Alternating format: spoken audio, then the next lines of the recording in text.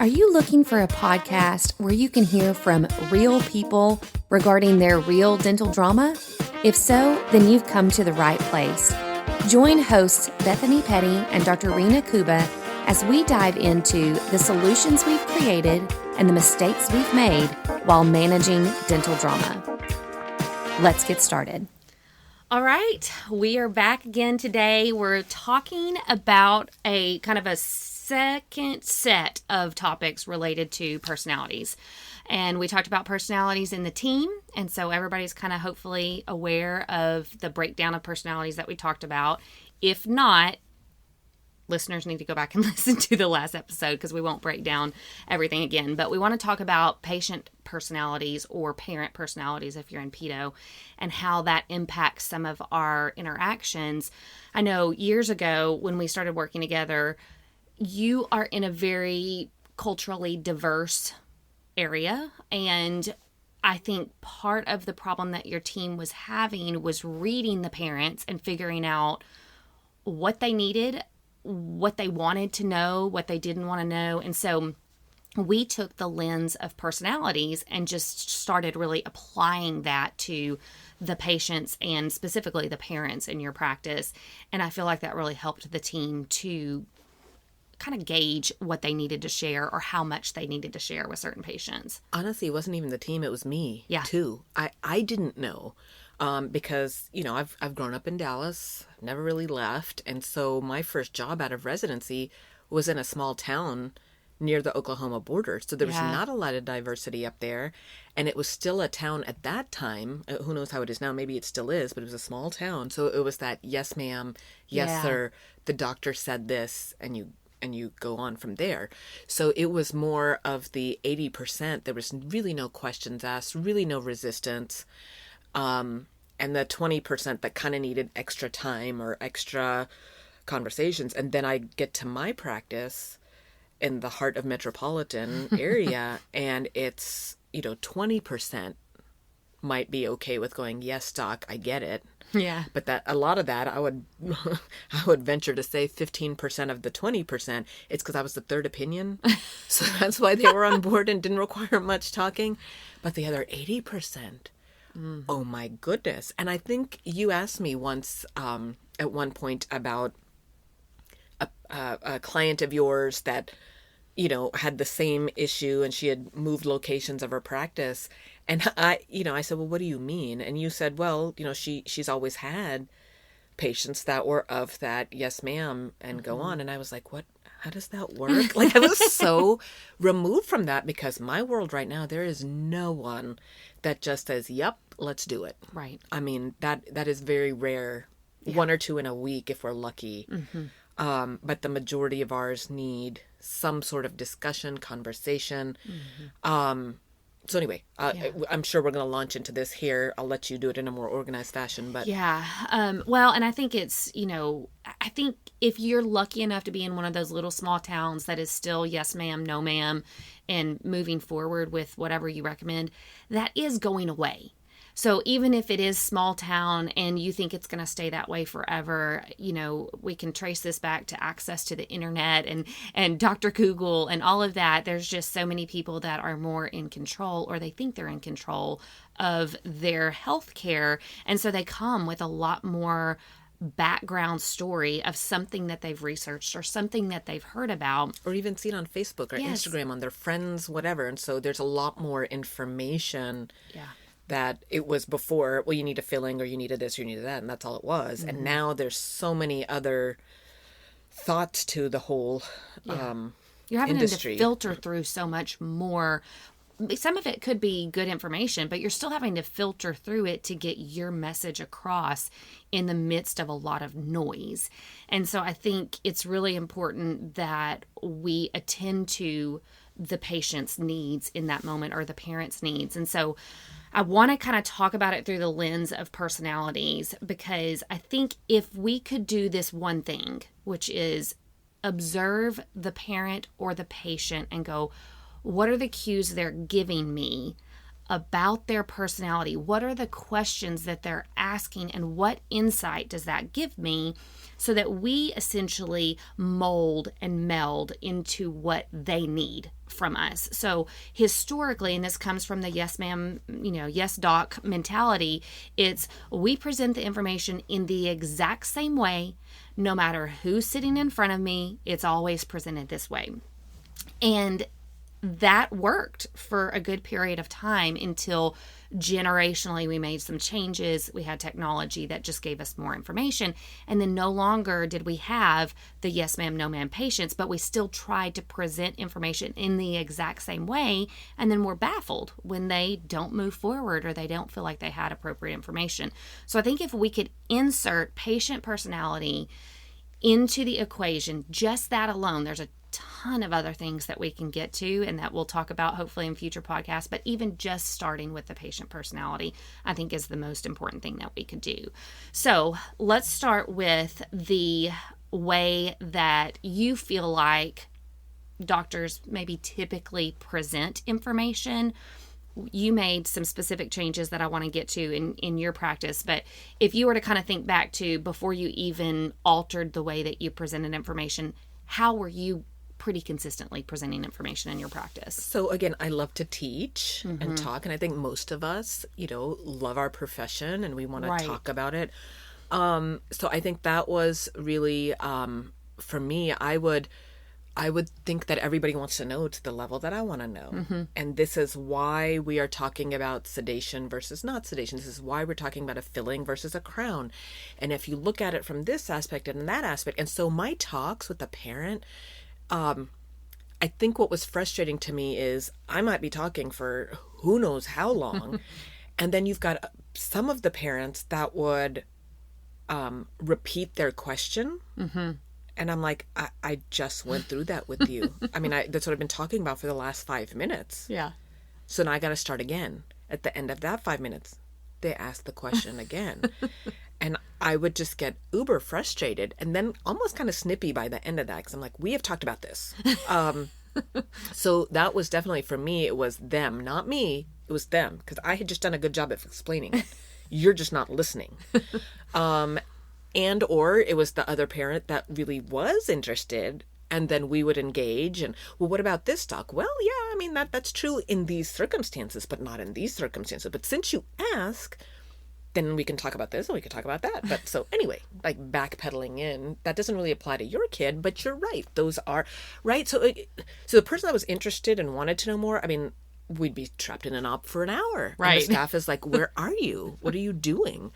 And then you had the ones, I specifically remember one of my assistants was super frustrated and she was like, this dad was such a jerk. And I'm like, well, what happened? And as she recanted the story, I guess the dad had come in with a treatment plan from somewhere else and was like, I already know what my kid needs and I already know this is a cost. Like, can you do better than that? Like, would you agree with this? Do you agree with that? And she went through the whole shebang of our normal, quote, normal presentation. Yeah. So it was like, well, how are y'all eating and drinking and brushing? And you shouldn't be doing juices and you need to use fluoride toothpaste. And so she went through the whole presentation, and the dad by the end of it was like, I need to know how much this costs. And she's like, he was such a jerk. He went, whatever she was saying.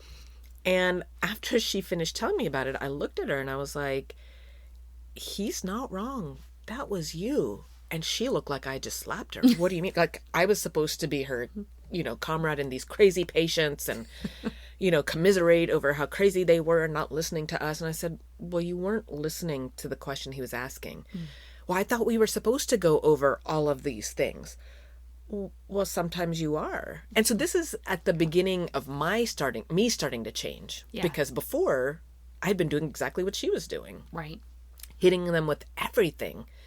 And so for her to understand, yeah, if it's a new patient and they're here for a comprehensive exam to get established in their dental home, great, go into all of that.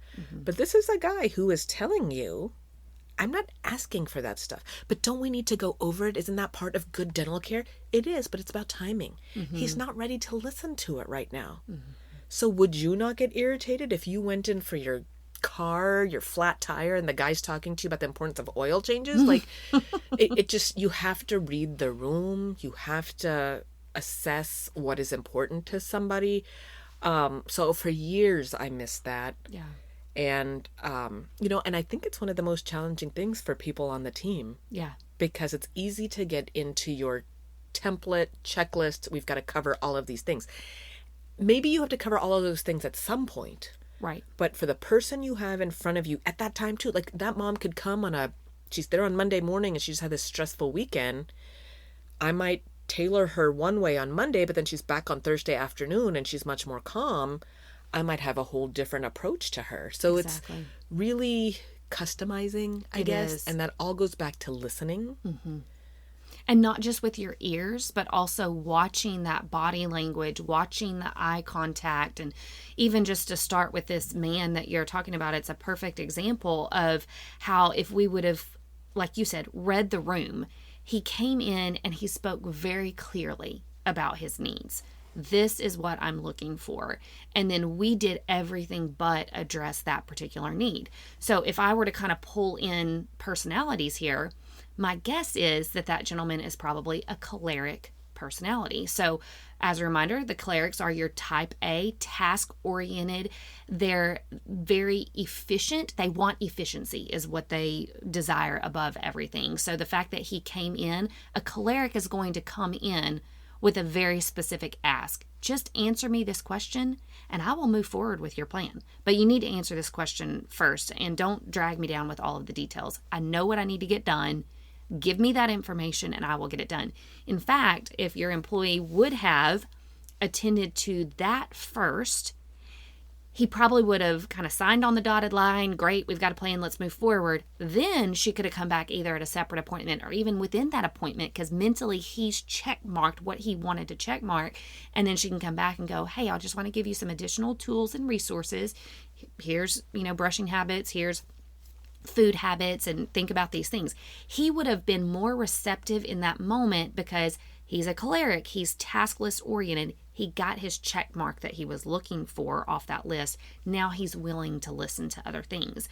But for a choleric to push out that task list and listen to what feels like sub-important details, that task list is his most important priority, and we keep pushing that further and further and further down the line, and he's going to grow in agitation because he just wants to get this check mark on his list. Well, and he doesn't feel heard. Right. In his mind, I'm sure it was like, this assistant is not listening to me and she's wasting my time. Yeah. So I don't know that he heard a word she said because she was carrying on about who knows what in his mind. Yeah. I mean, literally like a peanuts. That's probably what was like going on in his mind was like, get to it already. Yeah. Why are you not listening to me? Why are you not answering my question? Those are probably the things that were going through his mind. Right. So then he shut down and we lost his respect in that moment. And eventually, I can't remember if he ended up moving forward with treatment or not, but likely he was frustrated enough not to move forward with treatment. And so even in that moment, your employee was going through our scripted, this is what we do in every appointment. If she would have paused long enough to read the room, recognize that this man walked in with he seemed abrasive from the get-go. He seemed a very direct communicator. He had his treatment plan that he wanted questions answered on that treatment plan. And so for her to pause long enough to go, what am I reading from this patient? I don't naturally like him. So that's one of the things about the choleric patients is we don't naturally like them. As a matter of fact, there's a little bit of a pit that we might get in our stomach once we know our intense patient personality types. We're like, gosh, they're never satisfied. They're always in a hurry. They've always got somewhere to be. They're always so direct in their communication. They're the ones that can be jerks in your practice if we're not satisfying their primary need, which is get me in, get my main needs that I've communicated to you to take care of, because cholerics are very communicative in what they want. They're very direct to the point. These are the ones that walk in and they're like, hey, just so you know, I got to be out of here in 45 minutes. And their expectation is, you're going to get that done because I communicated that to you. That's my goal. Now you go get it done. And so they're the ones that are very upfront with their desires and their needs, very communicative and open about it. If we will listen and recognize there is something that I just don't necessarily love about this patient, you probably spotted a choleric, and the choleric wants you to make it through that treatment plan in the quickest way possible. Don't drown them with the details. So you being a more detailed communicator, especially because you're a teacher by nature, to dive into all of the what's, whys, hows behind a kid's treatment plan with a choleric, they're like, just get to the point. Just tell me what you recommend. Tell me how much it's going to be, and tell me how long it's going to take. If you can answer me those 3 questions, we'll move forward today. So do you want to comment on the choleric? Because that was so weird to me. Yeah. Because I'm like, don't you want to know this? No, they don't. Yeah. What do you mean you don't? Like, you know what I mean? So it just took me a minute to understand that. Question for you. So you're saying the cleric that's going to walk in and say, well, I got to be out in 45 minutes. And you're sitting there going, there's no way you're going to be out of here in 45 minutes. So, I mean, at that point, it almost seems like they're going to boss us around and we've got to flip over backwards. And I don't think that's what you're saying. Are you saying like the way to handle that would be, oh, I understand you need to be out of here in 45 minutes. We will do our best. So like to hear and acknowledge. Exactly. And then answer it according to, I guess, what would... We will do our best. We've got to take a set of x-rays. This is important because the doctor said this. Or do we not talk about that? So with a choleric, we want to give them control. So cholerics are controlling by nature, meaning as long as they're calling the shots, they're happy with how the appointment goes. So we want there to be a tone of us deferring to their authority kind of constantly throughout the appointment. So let's say a choleric walks in and they say, hey, just so you know, I got to be out of here by 8:45. What I would do in that particular case is I would say, ooh, another little asterisk here before I dive into this dialogue is cholerics are, and again, I speak very frankly on cholerics because I am a choleric. So cholerics tend to like to be recognized for their busyness. So when they come in and they say, I got to be out of here by 8:45, first of all, I would never do that. I'm a choleric. But anyway, if they come in and say, I need to be out of here by 8:45, what they love is the acknowledgement of how busy their life is. Because that's what they build their self-esteem on is, I'm this very busy person that has so many things to do. I'm very productive. I'm very productive. So for that front office person, if they walk in and say, I got to be out of here by 8:45, for that front office person to go, oh, Mr. Jones, yes, I know you've got such a crazy work schedule. So you need to be out of here by 8:45. Is that correct? Yeah, I've got a 9 o'clock virtual call that I need to be able to jump on. So if I can get out by 8:45, that's my goal. Okay, well, you know how we are with you. We'll get you back here in just a few minutes. My only concern is if we are getting to that 8:45 mark and we're not quite done yet, do you want us to stop the appointment at that point and just let you finish the rest of the appointment later? Or would you rather us kind of finish out and we'll make sure to have you out by 9 o'clock? We could definitely have you out by 9 o'clock. What's your preference on that? Oh, no, I don't want to have to come back for the rest of the appointment. So, yeah, if it runs me up, I just got to be jumping on that call at 9 o'clock. Great. We can totally work with that. So what the front office person did is, first of all, acknowledged how busy and crazy their schedule is, even if we don't know anything about their schedule. Say something like, oh, gosh, I know. Yes, you are so busy. Let's figure out how we can make this work. And then you give them the option of, would you prefer this or would you prefer that? And then dadgum, their butts better not hit the waiting room chair seat. Like, we better get them back so that there's this appearance of us getting moving forward with that appointment. Does that answer your question? Yeah, and I think it goes back to what you were saying about then they're controlling it. Mm-hmm. I'm the one who had the choice of how this is going to finish. Mm-hmm. Yeah. Or, you know, I guess to me, I start, when you just said that, I'm like, well, I may not have a spot to put you, so your butt is going to have to sit in the reception. Like, I don't know what to tell you. This is my house. You're a guest in my home. So how do I say that? You know, I'm going to have you, but let me go see what I can get going there. Yeah. And I will go communicate to the back that you need to be out of here. Give me a minute. I'm on it. Yeah. And anything we could do in that moment. So let's say we don't have the chair available yet. One of the things that we could do is, let's say we've got a front office person that's proficient enough to be able to take blood pressure, if we're taking weight or if we're reviewing med history or things like that, then what the front office person would say is, okay, Mr. Jones, I know they're getting your chair ready for you. It'll be a few minutes, but let me go ahead and get this ball rolling. I'm going to go ahead and take your blood pressure. I'm going to go ahead and review med history so we can have all that checked off the list so that by the time you sit down, we'll keep moving. So it's this appearance of we're getting the ball rolling. Now, let's say this is not an 8 o'clock appointment. So I used first thing in the morning as an example. Let's say this person's scheduled at 11 o'clock and there is a wait time because we're running behind. Then one of the conversations that I might have with the person, Mr. Jones, in that moment is to say, I know your appointment's at 11 o'clock. It looks like we'll be getting you back about 11:07, 11:08, somewhere in there. So just a few minutes behind your appointment time. One of the things we can do for your next appointment is we'll make sure to schedule you first thing in the morning so that there's no patients before you. We can ensure that you get seated at a time. Oh, but I can't do the 8 o'clocks because remember I dropped my kids off and blah, blah, blah. Oh, yes, I do remember that. So would you prefer to still keep that 11 o'clock time and then we just kind of run the risk that we won't get to seat you right at 11? Is that your preference? Yes, that's what I have to do. Again, we've just very slightly nudged them in the direction of you've got an option. Your other option is to come at 8 o'clock if you want to be seated right on time and out in 45 minutes. Well, come at 8 o'clock and we've got a better chance of doing that, but you said that won't work for you. We're not saying it that way, but we're just very subtly continuing to give them options and control. Mm-hmm. So we can clean the right side of your mouth today, exactly. Or would you prefer... Yeah. Well, clean the maxillary arch today. Or do you prefer we clean the mandibular? Which teeth do you care more about today? Your choice. Well, and one of the things I always say is if we are on a time crunch because the patient put us on a time crunch, always start with the exam and x-rays. They'll always come back for the cleaning. They'll never come back for the exam and x-rays. So if we get started on anything once we get them seated, say, oh, I know you're definitely going to want to see the doctor today.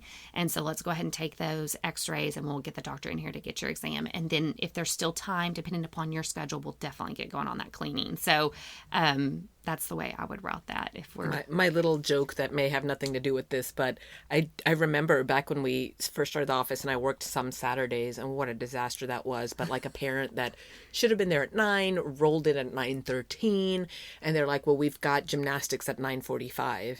And I think I looked at them and I said, well, I'm charging you the same. So you want me to clean 2 teeth or you want me to clean the whole mouth? Like, you're going to get charged the same. I'm billing a prophy either way. So, anyway. Would you prefer 2 teeth or would you prefer to be late for gymnastics? Your choice. You make the call. I'm happy to do either. Gotta open the prophy paste anyway. Yeah. So you want me to...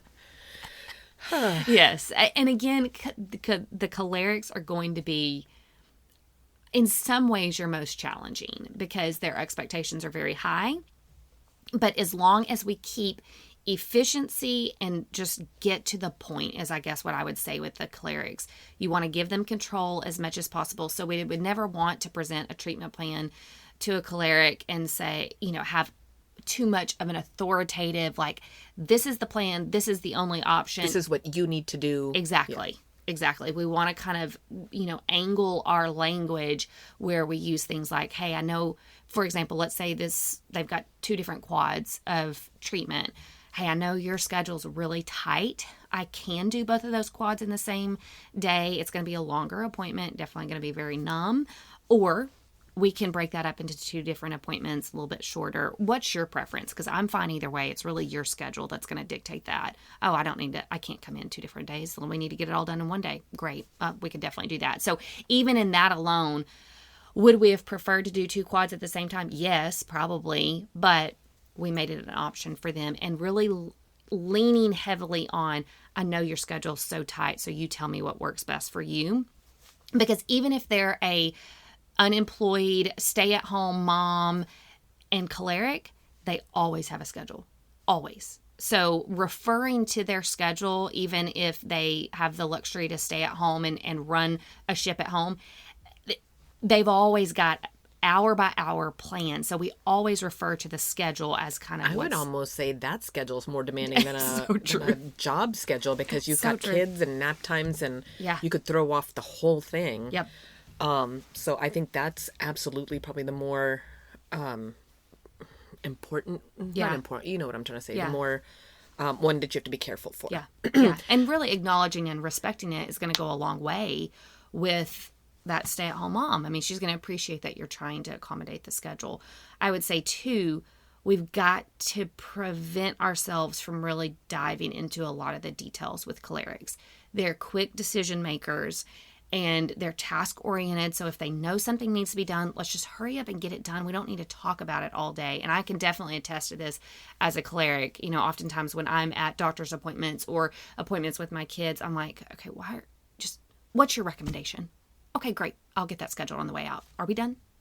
Just get me out of here, because I don't need to hear the thought process. I trust your opinion. You've made it clear. I don't need all the details. Let's kind of get to the point. So I think if we drown out the task part of it, if we push that task list down the road because we want to get all of these details discussed with them, we might potentially miss the opportunity to get that patient scheduled. Which is funny, again, what you were saying about the choleric and how they're the more intimidating, and you kind of just don't necessarily, they don't give you that warm fuzzy and kind of intimidating.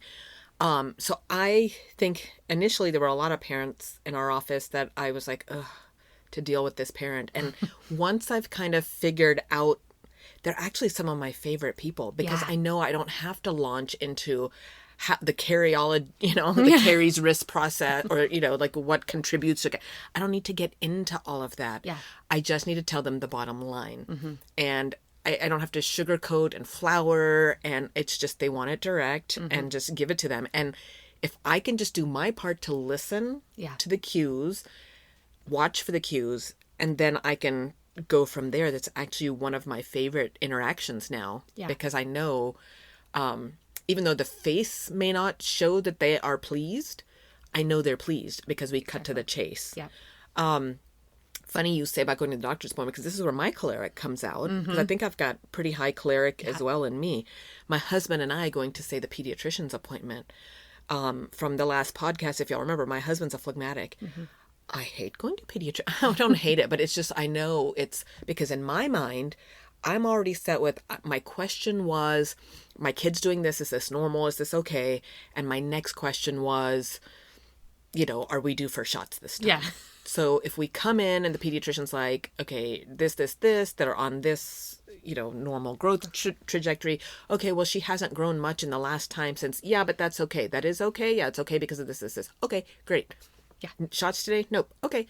And I'm ready to go. I'm like, out we get.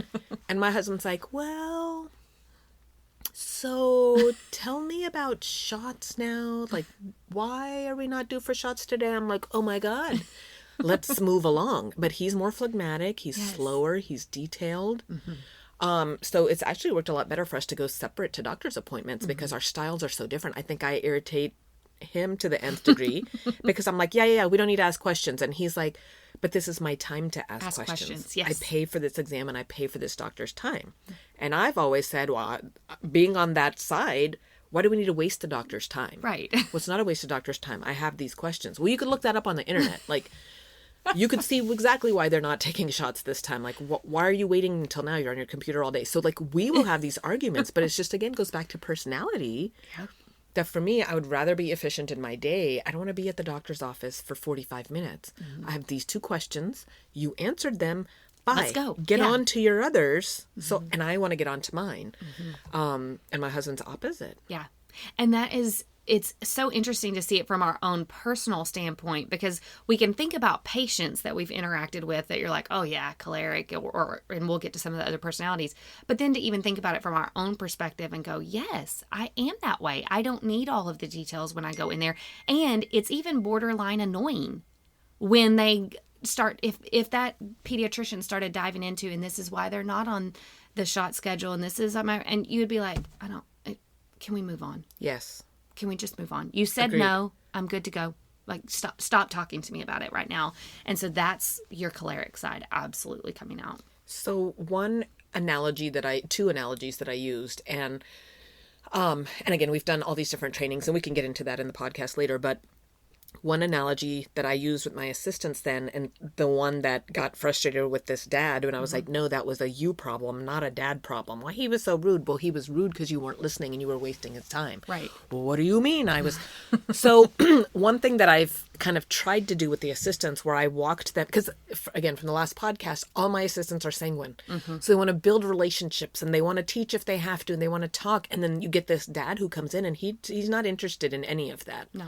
And so for a sanguine, that's almost hurtful. That what do you mean you don't want to listen to me and be my friend and let me bond with you, right? But he's not interested. So I brought the assistants into the sterilization area and I opened the drawer where all of our extraction stuff is. And I said, okay, I'm going to be doing an extraction on that patient over there. So get me what I need. Well, well, what do you need, doc? Yeah, what do I need? Are you going to bring everything in this drawer to me? You're going to bring me every root tip pick? You're going to bring me every forceps? Well, no. Well, how do you know what I need then? Well, I would ask what tooth it is. Okay, so you'd want to know whether it's an upper or lower, an anterior or posterior. You want to know if there's a root tip. You want to know. So you're going to ask me questions to figure out what it is I need. Do you think I will be happy, or I would prefer you just to bring everything in the drawer to me? Or what do you think? They're like, no, you'd be very irritated. Yes, I would be very irritated if you brought me every forceps in there. I would rather you ask questions to figure out what it is that I need, and then you address my need. Correct. Likewise, you could go into this dad and dump all of these facts on him, but he's not interested in all of those facts. Now, certainly could you have a doctor that would rather have all 15 instruments that they may not use, but in case they need it? I guess. Most of us don't want that. Right. I would rather you bring me these 3 instruments that I anticipate needing. Do not bring me more than that. Right. But you're not going to know what to bring me unless you ask questions. And so this communication, trying to figure out what it is that your patient wants, whether they're choleric or the others, which we're about to get to, you've got to ask questions. You've got to read the room. So if you walked in and you saw me placing topical by tooth 30, well, that's reading the room. You're looking at your context clues going, well, I think she needs a lower forceps because she's on the bottom. So a silly example, but that's where I was trying to make that analogy. Yeah. The other analogy I have is, and this to me seems a little more universal and very applicable to me personally. So my office is, off MacArthur and close to 635. But there's many ways to get there. And so I tell this to parents too. There's many ways to get to my office. There's many ways to fix this tooth. So there's no right or wrong. You could come all the way up MacArthur, not pay tolls, and not have to get on the highway if you don't want to. The downside of that, it's going to take you a while to get to my office. Or you could be the one that's like, I don't have time for that. I don't want to hit 15 signal lights. I would rather take Bush and get there and pay some tolls, but it's the quickest. Or there's the option that's kind of intermediate. You could take 635, but you might hit traffic, but you're not going to pay tolls. So which is it that you prefer? Would it be helpful to anybody for me to print 5 different maps for you and hand you a stack of 5 different sets of directions and do that for 10 people standing in line trying to get to my office? No, nobody wants 5 maps. They're the people that are like, which is the fastest? Yeah. And maybe they're your cholerics. They know what they want. Yes. I don't care about tolls. I don't care about anything. I want the fastest. Okay, ma'am, here's your quickest route. Right. Great. And they know the pros and cons. It's the quickest, but it's the most expensive. And then I'm asking the next person in line, well, what is your problem? Well, I don't want to do highway driving. Okay. Well, then let me give you this map. Then there's the next person that's like, I don't know, like, how much does it cost? Well, how much difference is it going to be? Well, how much difference in time is it going to be? Well, how many? That's probably your melancholy, which is what we're getting to. Yeah. So in that person's case, I might give you 2 or 3 of the maps. Right. I might say, well, you don't want the slowest. I'm going to take that out. You don't want the most expensive. I'm going to take that out. But you probably want to look at these 2. Right. Why don't you go and take a look at which one you think is going to serve you better? And so I feel like that analogy has helped a lot with going, okay, yeah, you're right. Any person I think would be very annoyed to get 5 different directions to go somewhere. Exactly. That is not helpful. That is overwhelming. Honestly, if you handed me 5, I'd probably take them, look at them and go, and dump them. Yeah. I don't think I'd look at any one of them because you have overwhelmed me now. And to me, I'm like, okay, clearly you're not going to help me narrow this down. I'm on my own. I better research it on my own. Thanks for nothing. We just killed some trees here, right? So for me, I would want to narrow that down. And so likewise, getting to know your patient's personalities for dental treatment, if you overwhelm them and give them all this information, they may check out. Yep. They may get overwhelmed and have more questions. They may, a whole assortment of things. But from your side, you're being helpful. Right. I gave you 5 different ways to get here. Was that really helpful? Right. In most cases, no. It was the least helpful thing that you could have done, because instead, and again, that goes back to, this is just our standard. The doctor talked to you about a few different options, so I'm going to here's your 5 different options. Now go and think about it. Somebody like my husband, he's a sanguine, I can guarantee you he wouldn't look at any of those. As a matter of fact, if he didn't feel a connection with you, he wouldn't come back. He cares less about that paper and the options that you give him. What he cares about is, were they kind when they were talking to me? Did they seem to like my kid?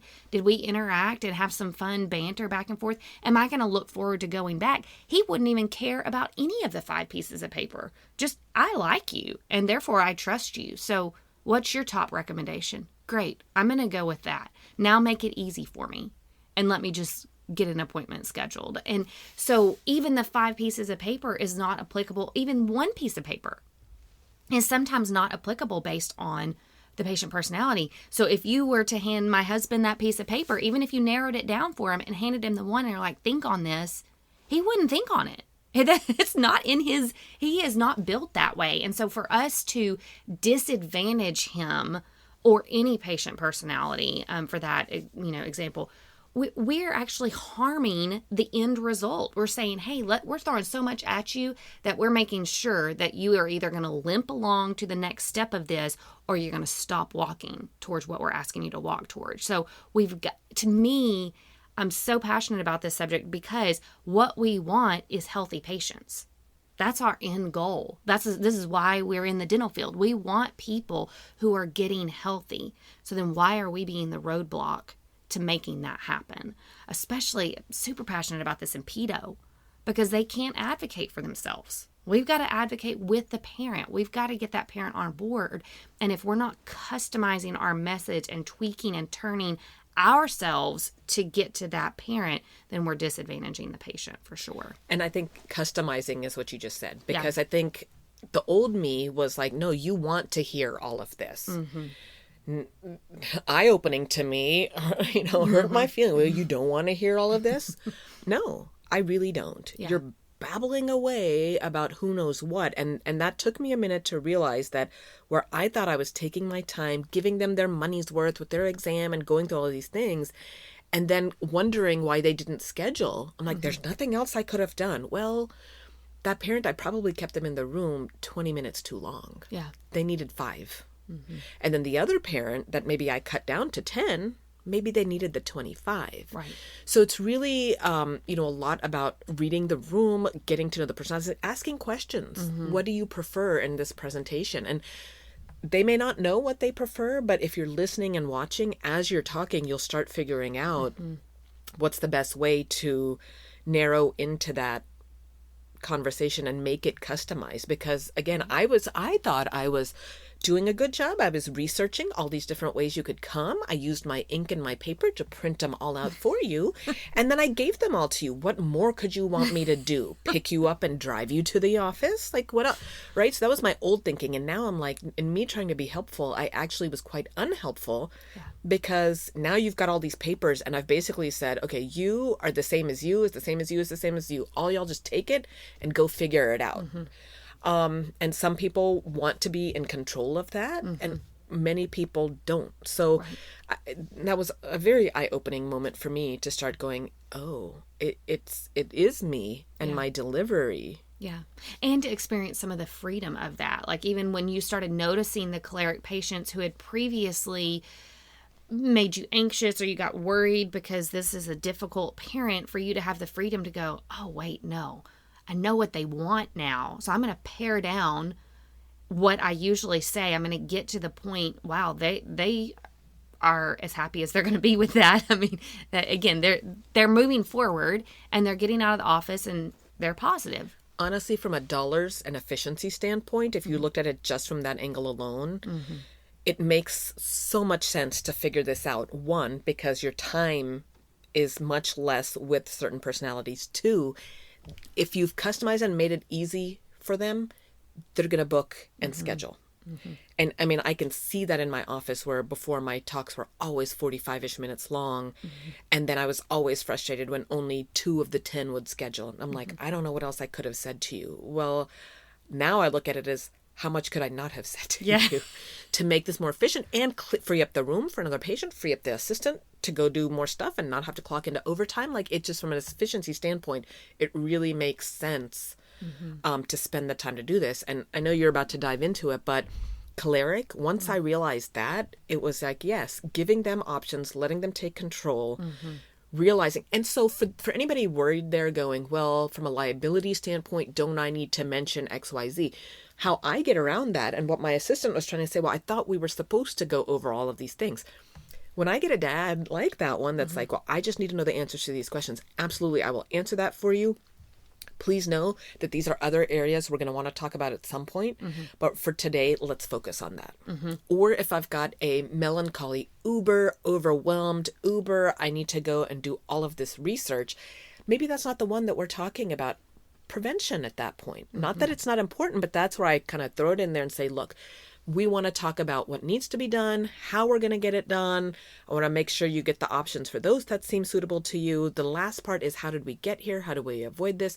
We're not going to spend much time talking about that today, but we will talk about that at some point. And then I go back to my notes. Right. Did not get into, you know, the child's large tonsils and ENT eval, discuss at next appointment. Because I know that that's important, but this parent was far too overwhelmed or was so confused on how to floss that I knew talking about OSA would have been another 2 hours in the office, and nobody had that time today. So and they don't have the capacity to absorb that much information. Even if we feel like they're asking for it, or we feel like, oh gosh, they're such information seekers that I should continue to provide information. Everybody's got a limit. And so do you want that information to be successful? And I feel like this is a good segue into melancholy. So melancholies are those people in your rooms that they have a ton of questions. They are information seekers. Their process system, they need to know what comes first and what comes second, but why. They need to know the why behind everything. Like, yes, I know you're presenting this to me and recommending this, but why? And so you're having to kind of go deeper with that melancholy. One of the things that we noticed in your practice is, so you're a very detailed presenter, you're a teacher, so you tended to present in a way that was geared towards the melancholies. But even then, we had our script of things that we went through, and so this melancholy may really want to hear about points A, C, and F. That's what they're really focused on. But we were presenting A through F. So then they would have all these questions on B because they hadn't even thought about B yet. And oh my gosh, D, I didn't even think about D. Now I got to think about A, B, C, D. Oh wait, and there was an E. Oh gosh, I got to dive into that. Let me ask you a bunch of questions on that. So we were presenting A through F in the same level of detail. And what we realized is they were walking away more confused because their questions led to more questions and information that they didn't even have yet. They were having to ask more questions on. I was specifically thinking about one of your assistants with a patient. I believe that you were presenting oral sedation for this patient, and you were presenting IV sedation, and she just casually mentioned OR, and IV is so great because if you go to the OR, you blah, blah, blah, blah, blah. And she kind of laid out some OR details. Well, the parent gravitated all of a sudden to, oh, wait, is OR an option? And let's talk about OR. And we dove into all these details. And so we had that moment where it was like, oh no, we presented new information into the conversation that, number one, wasn't relevant because y'all had decided on a plan that was the best plan for the patient. But this new piece of information was inserted, and now the parent had 10 million questions on OR. And then they walked out confused because they had a plan. They knew what they were doing.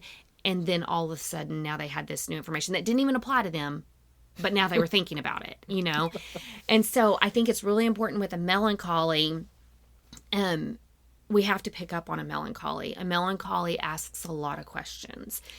And I feel like all of my patients are melancholy, right? So it took me a minute to realize not. And I would say in our area, we have a ton of people from different countries around the world, and probably the brightest and best in their countries, because they're the ones who got these jobs for engineering or IT or all of that. So you, by nature, in our area, because we do have a lot of engineering IT companies in our area, we tend to have a lot of melancholies. Yes.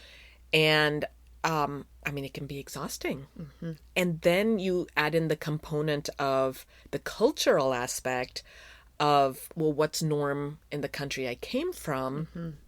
Why are we caring about dental? Why do we care about baby teeth of all teeth? You know, are doctors just geared towards trying to bill to insurance, and they don't really, you know, they're going to do all these tests that don't need to be done just to be able to bill. So there's a lot of distrust there. So our area is very difficult, which is why when you were telling me about your client that went from a very kind of country-ish, yes ma'am, yes sir kind of mentality to a more diverse area, and she was struggling. And that's, I think, the piece she was missing is that it was a ton of melancholies that by nature of why they're here is their job that got them there. And they happen to be engineers, etc. And then the cultural aspect of it, and she just really she wasn't used to having to dive that deeply into conversation. Versus for me, I was like, what do you mean? Every one of my patients is that. Like, I couldn't understand what you were talking about. And then you said, well, no, like traditionally speaking, her patients have never pushed back. She says you need 2 fillings, and they signed up for 2 fillings. And I was like, whoa. Mind blown. What? Because that never happens in our practice. Their practice is like that.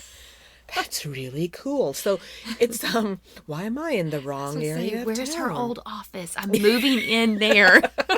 Exactly. So, you know, again, pros and cons of that, where for me, I feel like one of the things that I love is being able to educate and turn a parent and get them to understand and be excited about dental care. Something that maybe they didn't grow up with or didn't understand previously. And so am I helping creating a generation of people that aren't going to have the problems that our parents had and our grandparents had? And this is really exciting to me. So I think a lot of it is, of course, cultural. Values is another big thing, regardless of where you're from. And then, of course, personalities. So it's a lot to think about. And that is, therefore, why you kind of struggle with going, oh, I've been giving just the same spiel. And maybe that works, again, if you're in a very homogenous practice. But if you're in a more diverse practice, then it's going to behoove you to start figuring out personalities. Not that it matters that you're from, you know, East Asia versus South America versus, I'm not talking about that. Right. I'm just talking about personalities are going to be different wherever you come from. And in our area, we tend to have more melancholies because of the jobs that are there and the people that are coming in employed there. Exactly.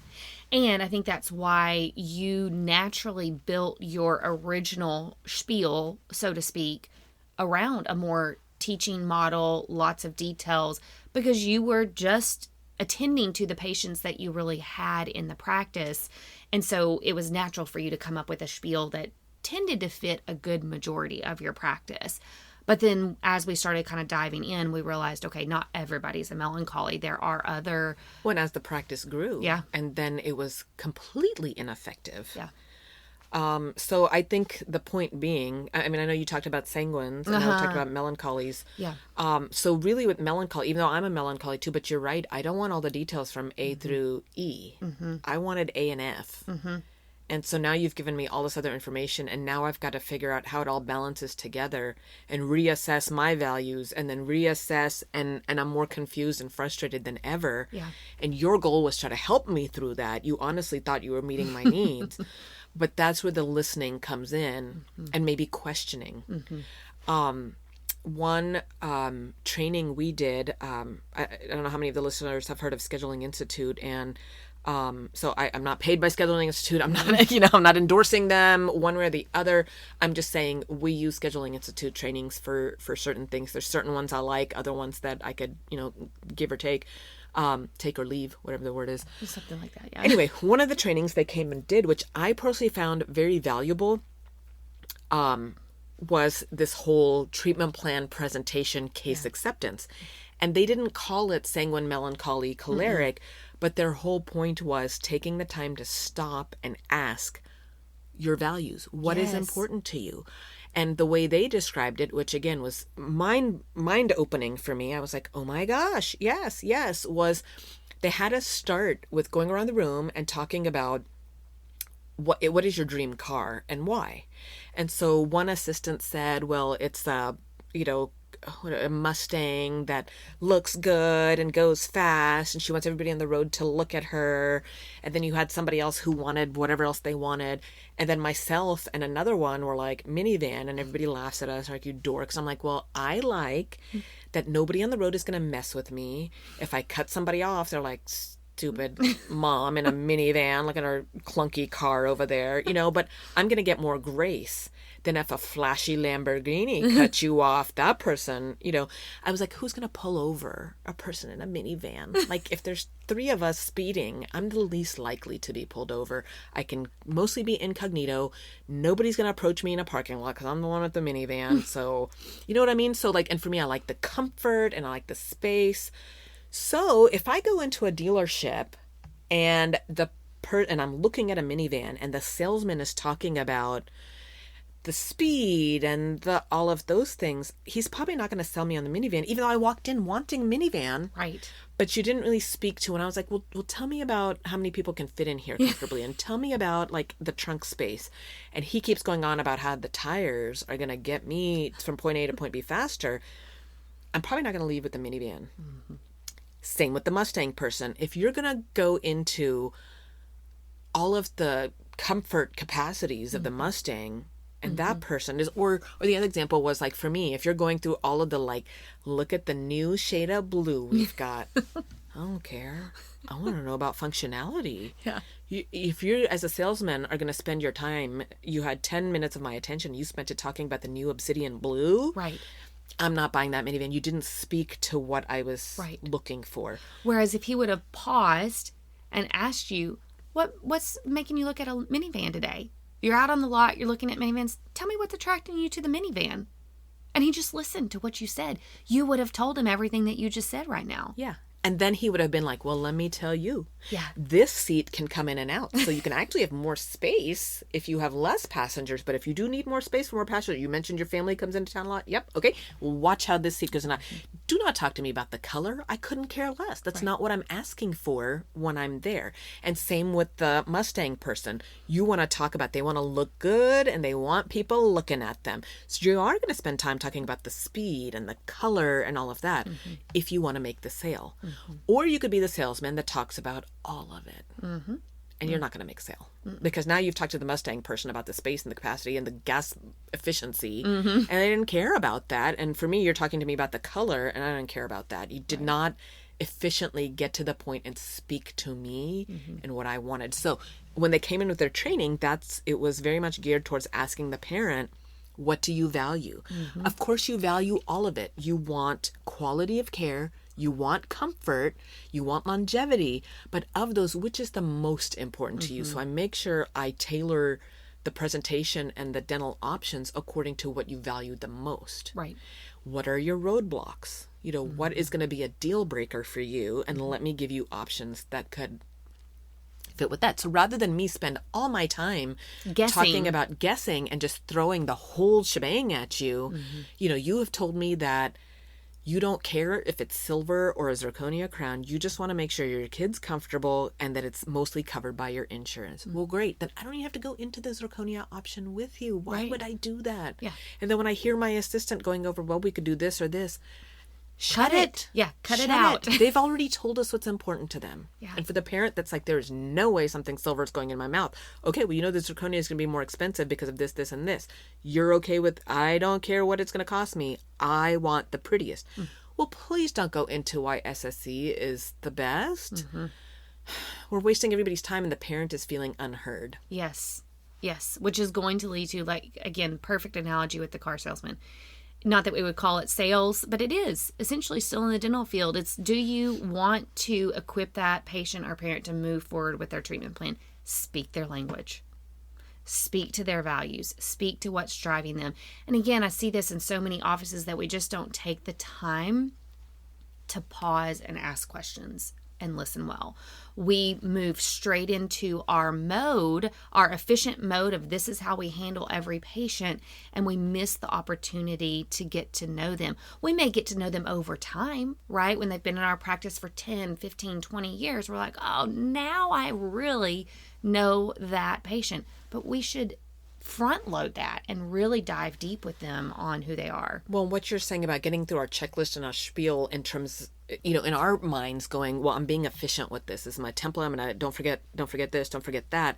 It's really detracting from efficiency. And so to think about it from that angle, going, well, my assistant just spent 30 minutes when she could have spent 5 because she gave 25 minutes worth of extraneous information that that patient didn't need. Right. And so could we have seen another patient in that time? We could have.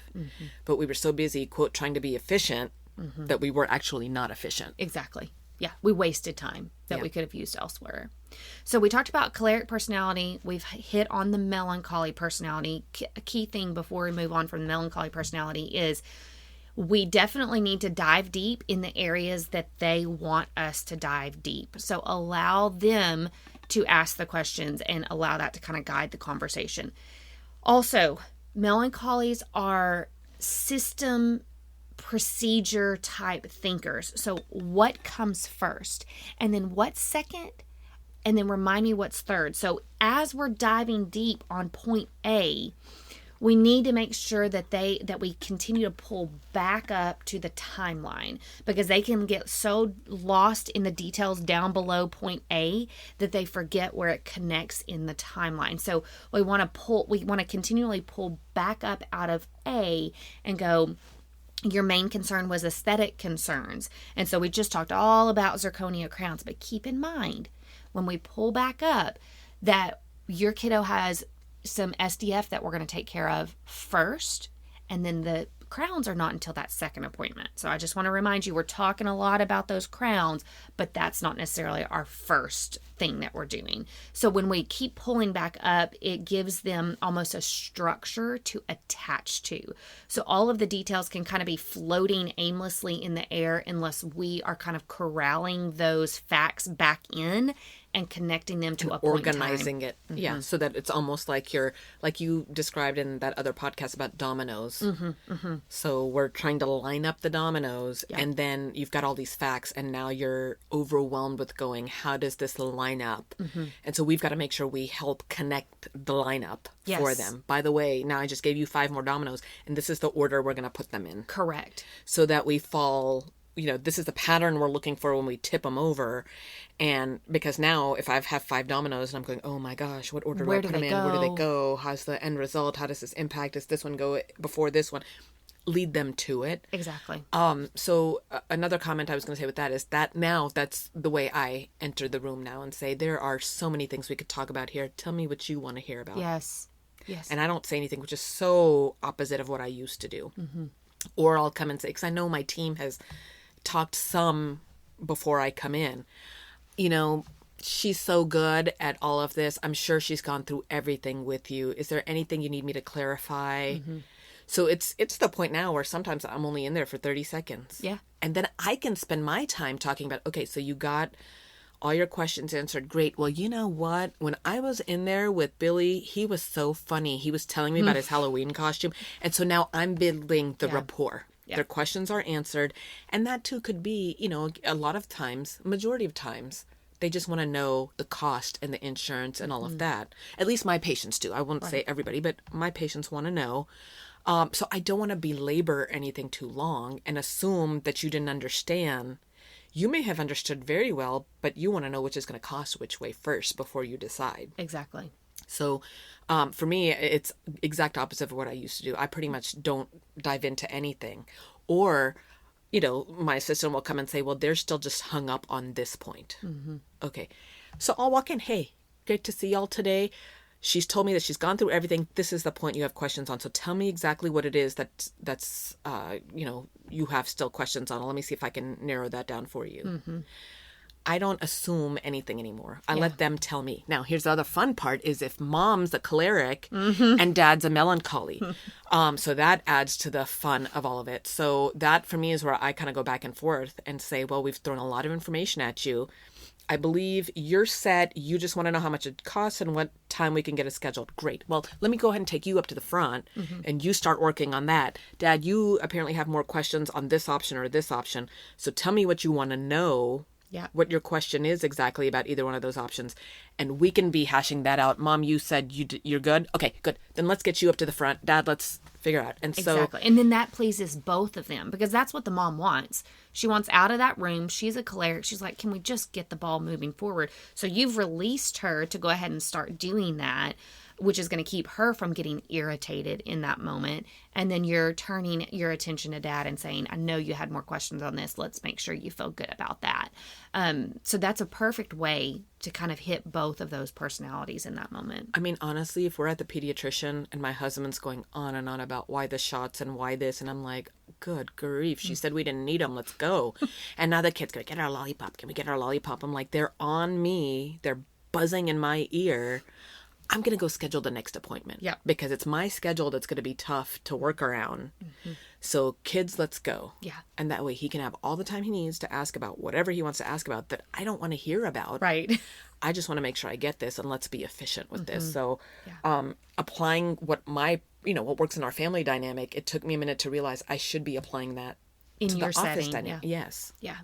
So the other two personality types, so we've talked about choleric, melancholy, sanguine. So which you talked about a little bit. My husband. So sanguines are opposite of cholerics in that when they walk into the office, you naturally like them. You gravitate to them. You're just like, oh, they're the patients in your practice that you're like, they are just the nicest people. They're naturally good connectors. They normally have stories to tell. They are very connection driven. So when I referenced it with my husband, again, you could talk all the details in the world. He wouldn't listen to one of them. You could have the most direct conversation on exactly what needs to be done. He could really care less. What he wants to know is this a good office? Do I feel like they like my kids? Do they like me? Do I like them? So it's very much a connection based. With sanguines, it's hard, especially from a clinical standpoint. We've got to hit some things, right? But those should feel secondary to them. Like, I want to connect with you. So even starting with something as simple as, oh my gosh, I love your outfit today. What, you are just so styling. And then they will start to open up and chat about where they got this and why they love these shoes. And you're thinking, okay, sanguine, right? Because a choleric would go, oh yeah, thanks. Yeah. Or melancholy would go, oh, okay. But can we get back to, I had a question, right? So the melancholy is just going to dismiss that information, or they may say, oh, thanks, but they're going to move right back to all of their questions. The sanguine's going to go, oh, you like it? Oh, I like your outfit too. And they're going to want to connect in that moment. If we're so driven towards the details of the treatment plan or towards getting them the facts that they need, we're going to miss the opportunity to truly connect with that sanguine. And they are going to not move forward with treatment, not because of the lack of information, because they didn't feel connected to the practice. And so it's very different because we're so clinically minded. We've got to check all of our boxes that we can accidentally offend the sanguine if we're not really mindful of who they are. That doesn't mean we have to chat with them for 30 minutes about the vacation that they just took. It just means that we have a moment of really direct eye contact, smiling through the mask, behind the mask, connecting with them on something personal, and then diving into high-level facts about what you're recommending. We don't need to dive into the details with these sanguines. If anything, that will turn the direction of the appointment in a way where they're like, well, that was kind of a letdown. Correct me if I'm wrong, but with that one, it would be, hey, oh my gosh, weren't y'all going to the beach last time? I can see the tan. Tell me about it. Yes. And then we talk about that, and then we go, oh my goodness, there's a hold here. Okay. Yeah. Did we eat too much candy on our vacation? It's okay. It's okay. I'm glad you enjoyed the vacation. This is fixable. Yes. Okay, so we've got a couple of options to fix it. I've got my favorite option, but I can tell you all the options. But there's a reason I have one that's what I would do for my own kid. But, Amy can go over these options with you. Let me know what you want to do and how much detail you want. And almost always the mom's going to go, Amy, what would she want? Well, she wants to do this. What are the downsides of that? Well, the downside of this, but this is why she's recommending it. Okay, sounds good. Yep. And so for me to learn that, that's quick and easy. The choleric in that same situation would be like, oh, I see you've got a great tan. Yep. Mm-hmm. All right. They don't want to share. They don't want to talk. Okay. Well, did you have concerns? Did you notice this cavity? That was you, right? That I thought I saw that somewhere. Oh, that wasn't you. Okay. Well, that's okay. Here's the photo of the cavity.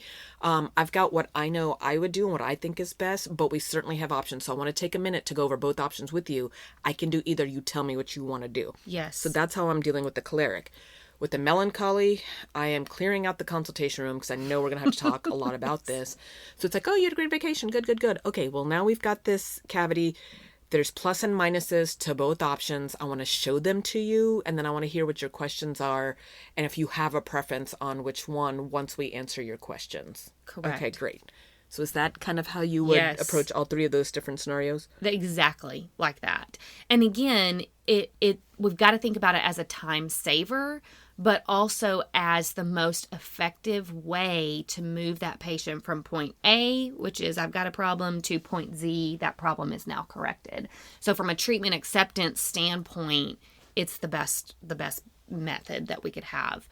The last one is phlegmatic. That's your husband. You've kind of referenced him.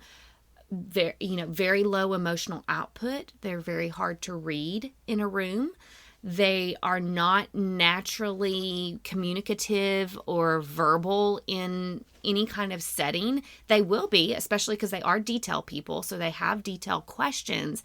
But as far as making a decision and moving forward, they almost need us to push them a little bit. We just apply a little bit of pressure, which we wouldn't do to any of the other three personality types. But to the phlegmatic, they can kind of stay up in their head and think for a very long time. And I'm not saying their thoughts are invalid. Those thoughts are definitely valid, but they're going to be not as outputting with those thoughts as the melancholy might be. And they could end the appointment and you've presented, you're like, I can't read this person at all, so I'm just going to present the options. They don't seem to have any questions, or they may have a few small questions. And we're like, okay, well, do you have a preference on which option?